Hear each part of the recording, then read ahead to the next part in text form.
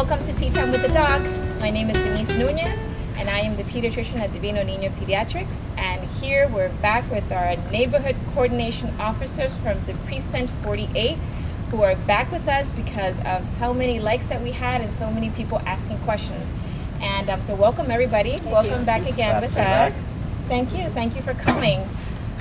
Today, we want to talk about different things, and I want to introduce some questions that we have from our audience. And our topic really today is about safety in our neighborhood and the tips that you guys can give us to stay safe, especially our teenagers that are on the streets, and knowing that so many things have happened these days lately, and we would love your guidance on that. But we really also want to know about each and one of you. What made you become a police officer? Maybe we can start with you. I decided to become a police officer because I thought it would be a steady job. Mm-hmm. And then I like something different every day. Like it just seemed like it would be exciting. Like meeting new people. I like to talk to different people. And it just seemed like really steady. Nice, thank you. What about you, Officer Bonilla? Well, Doctor, I was actually influenced by my aunt, who was actually a police officer at the time, but she's not retired. And she would tell me about the things that she would do on a day-to-day basis. And it just sounded like so much fun. A line that I don't forget from her was that she said that you will be able to see things that very few people in this world will ever get to see. And that is exactly how it is. I've been in this department for 2 years, and I'm telling you, you will see things very few people will ever get to see. No 2 days is going to be the same. No idea what you're going to be doing or how the day is going to go. So if you're looking for something different every day, that's your job. Interesting. Thank you. Thank you for. Well, I became a police officer, sort of like Sergeant Bonilla, but it was my childhood friend. He became a cop at 22 years old, and for years he was telling me about how it's kind of like the same thing like Sergeant Bonilla said. No 2 days are the same. He was arresting people with large amounts of drugs, guns, knives, getting them off the street. And myself, growing up in the Bronx, I just kind of wanted to help out, a little bit of the Bronx. Interesting. This is why I wanted to become an officer, because when I was a little kid, I used to see the cops around my neighborhood. It's a very prestige job, very important. And now that I have kids, they look up to me and they tell me, "Daddy, I want to become a cop." So that kind of makes me proud of what I do, and I encourage all the young kids that are growing up to become a cop, because it's a very fun job. Like they said, it's no 2 days are the same. It's very, very fun, and you get front row seats to the best show in the world. So, well, guys, what do you think about lately? Teenagers are very tech savvy nowadays, so they seem to purchase a lot of items online. So if someone is purchasing an item on Craigslist or OfferUp, where do you guys believe they should meet up and why? I think they should meet up in a public place, either somewhere where there's a lot of people that can see them. For my experience, there's a lot of teenagers that actually buy stuff in Craigslist.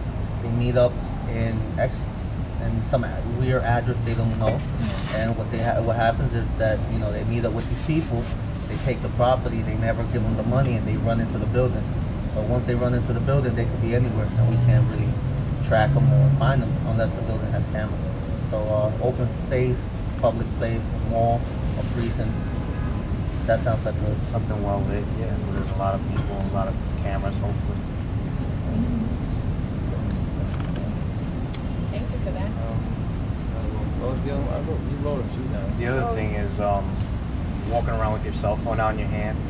I mean, besides the fact that somebody can just run up and take the phone from you, and you're phoneless, I mean, it also poses a risk. You're crossing the street, next thing you know, God forbid, you're hit by a car or something. It poses a double threat right there. People don't pay attention, right? They're just on their phones and they're walking. They just don't pay attention where they're going. Just chilling. So that's very serious. And lately, we've seen a current trend of when you're walking on your cell phone, you're not paying attention to your surroundings, and you have someone out there with bad intentions that sees your phone as an easy target, and will grab your phone and keep on running. So, yeah, pay attention to your surroundings. don't walk with your phones in your hand if you're not paying attention to your surroundings. Very important. Thank you. Very, very important. A lot of people leave their personal stuff like laptops, cell phones, purse, Credit cards, debit cards. They leave everything in their car. Yes. You know, and we have these guys walking around the precinct just looking at the cars to see what's in the back seat or what's in the, you know, in the most grabbable area, and they'll just, you know, either break the window or try to pry open the door. The worst is the pocketbooks, though, right? Like a lot of people shove the pocketbooks underneath the seat. I don't know how these people know. Like they sniff out the pocketbook, but they always break in, like manage to break in, and then the victim will be like, "Oh, but I hid it underneath the seat." I'm like, I think they have like X-ray vision, or they sniff it out. Oh wow. They always manage to find it. Oh wow. Sad, but. Another big issue is leaving your door open. You know, you got to keep your door locked because people will find their way in and remove items. Along from with your your home. windows as well. Yeah. Remember, when you slam lock your door, if someone uses a credit card or an ID card and wedges it between the door, you might be able to open it. So slam lock is no good. You have to actually physically lock it. Yep. Oh, another Much thing. safer that way. Another thing I've seen is they'll remove the air conditioning, so you could try to drill the air conditioning into the window. Yeah, they have brackets available for that to keep the air conditioner secure. That's true too. Yeah. It's amazing tips you guys have given us. Thank you so much. Thank you.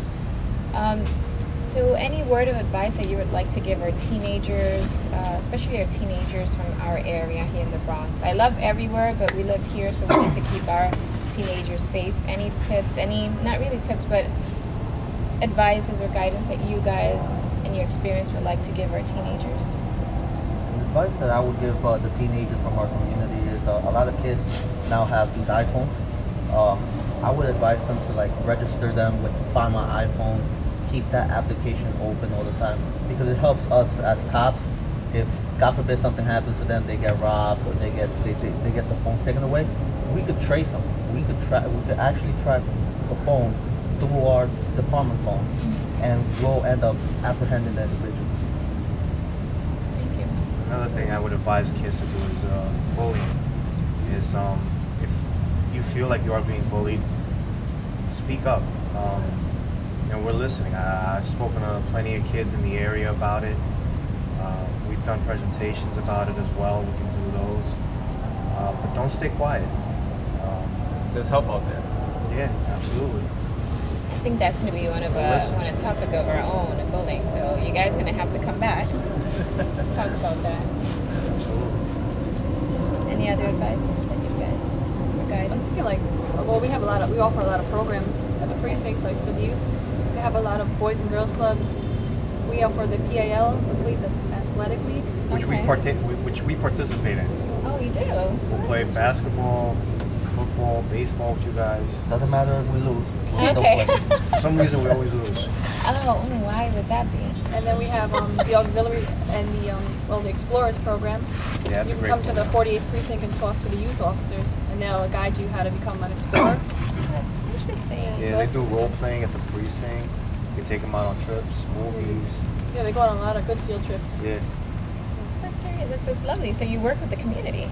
I mean, directly with the community. That's amazing. They Thank love you. him at the schools. Tell us about that. So like energetic. Well, I recommend that you reach out to your local precinct neighborhood coordinating officers or your youth officer and get involved to the Police Athletic League.